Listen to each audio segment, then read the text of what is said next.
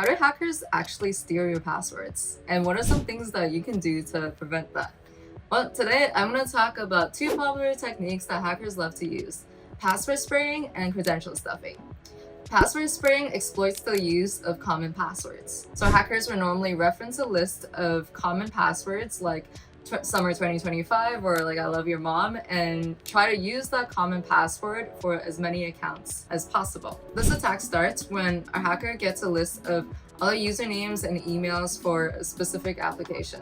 They'll then try to use the same common password to log into different accounts. If it doesn't work for one account, it's going to try another account and so forth. If it doesn't work for any accounts, it'll try a different password and cycle through all their accounts again until eventually it gains access to one of them. By trying only one password per account and spreading attempts over time, they can avoid triggering the account lockouts that can happen. Normally, no one's actually going to do this manually because this will take like an insane amount of time, so hackers normally use bots to help automate this process. The second attack is credential stuffing. Credential stuffing takes advantage of the fact that people normally reuse passwords on different websites. So if someone was able to hack into a site with low security and get the passwords from there, then they could try the same login credentials for a more important website or application. For example, an attacker might get a list of usernames and passwords from a recent data breach of a major department store.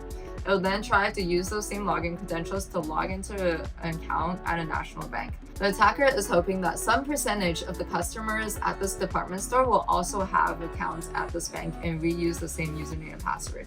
And this works a surprising amount of time. In this case, if you have multi-factor authentication enabled, then this can help block some attempts. But if they know your phone number, they could just call you up and be like, hey, we noticed some suspicious activity on your accounts and we've logged you out.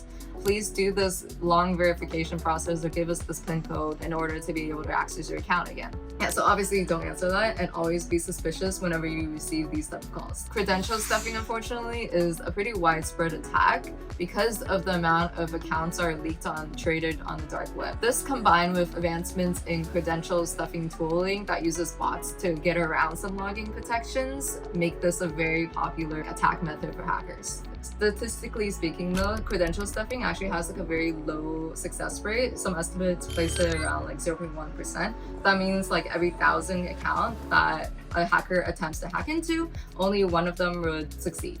But these leaked lists are normally huge, containing millions or even in some cases billions of login credentials. If they have even 1 million set of credentials, then that means that they could potentially successfully hack into 1,000 accounts. If even a small percentage of those accounts have profitable data like credit card numbers or any sort of sensitive information they could use in a phishing scam, then the hackers would consider this pretty worthwhile. So these things are pretty scary. Here are some things you can do to help prevent yourself from falling victim to these attacks.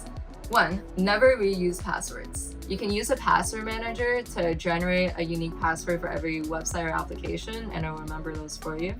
1Password is a pretty popular one that people use, but some phones also come inbuilt with their own password manager, like Apple, for example, has one with their iPhones. 2. Enroll in multi-factor authentication. And 3. Don't use common passwords. That's pretty basic. Make sure it's like something that's hard to guess. There's this website called security.org that actually tells you exactly how easy it is to crack a specific password. Okay, let's try this out. How common is the password your mom? And bam, you're gonna be hacked instantly. All right, let's add a 2. You'll slow the computer down by about 1 minute. Okay, let's see what will happen if we just add some random assortment of numbers right after it, and then a character. Wow, it'll take about 100 years to crack your password. I think that sounds pretty good to me. Have I Been Pwned is also a good website to find out if any of your email addresses, usernames, or passwords have been leaked in some sort of data breach or on the dark web. It's also free to use too, which is nice. That's all, folks. Subscribe for part 2.